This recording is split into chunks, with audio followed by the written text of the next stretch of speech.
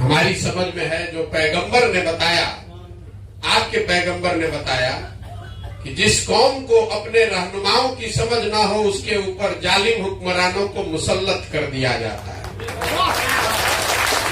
आपने अभी कहा कि आज के जो हुक्मरान हैं, दल की बात नहीं है, आज का जो हुक्मरान है वो जालिम है आपकी नजर में। ठीक बात है, आप अपने पैगंबर की उसी कही हुई बात को आधा पढ़ रहे हैं, आधा नहीं पढ़ रहे हैं। आपसे गलती पहले हुई है तभी तो आपके ऊपर जालिम। हम तो गलत हो सकते हैं, पैगंबर तो गलत नहीं हो सकते। तो मुसलमानों को इस बात की चिंतन करनी चाहिए। मुसलमानों को चिंता बहुत है, चिंतन नहीं है।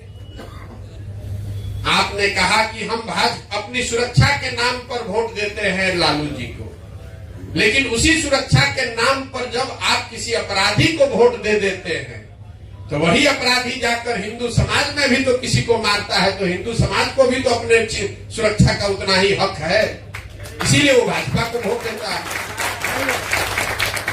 तो सामंजस्य तब बनेगा जो बात गांधी ने बताई कि जब मुसलमानों की सुरक्षा और हिफाजत की चिंता हिंदू करेगा और हिंदू की सुरक्षा की चिंता मुसलमान करेगा, तब तो न बात बनेगी। अभी तो आप अपनी सुरक्षा में लगे हुए कि कोई बन जाए, भाजपा नहीं बने, चाहे वो क्रिमिनल बन जाए।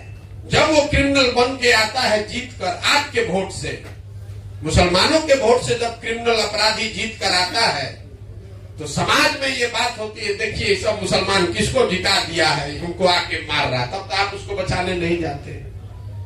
इसीलिए वो हिंदू मुस्लिम पोलराइजेशन होता है। आप भी, आपको अपने सुरक्षा का चिंता है, अपने हिंदू भाइयों की सुरक्षा का चिंता भी नहीं है।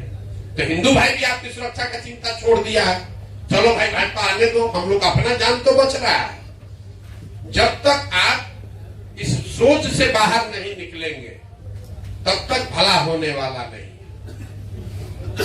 तो आप अपने रहनुमाओं की समझ ठीक बनाइए।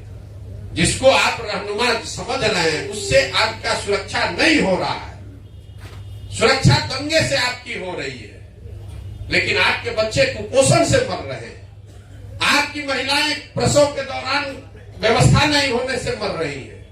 पूरे देश में सबसे ज्यादा टीबी के रोगी, सबसे ज्यादा टीबी का इंसिडेंट रेट मुस्लिम बच्चों में बिहार में है।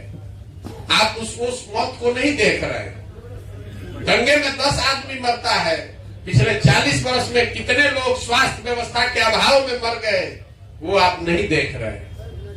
तो अपने हमारी बात मत मानिए।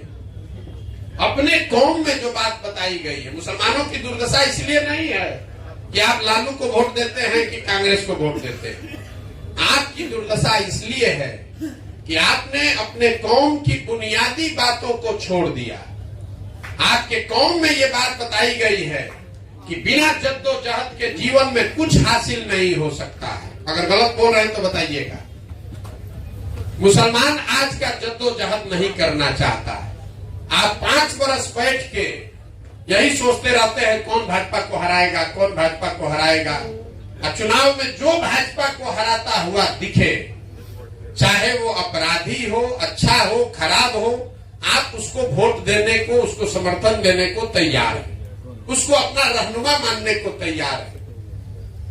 तो जब आप जद्दोजहद के लिए तैयार नहीं है, संघर्ष नहीं करना चाहते, अपने बच्चों के लिए खड़ा नहीं होना चाहते, तो आपके बच्चों का भला होगा कैसे?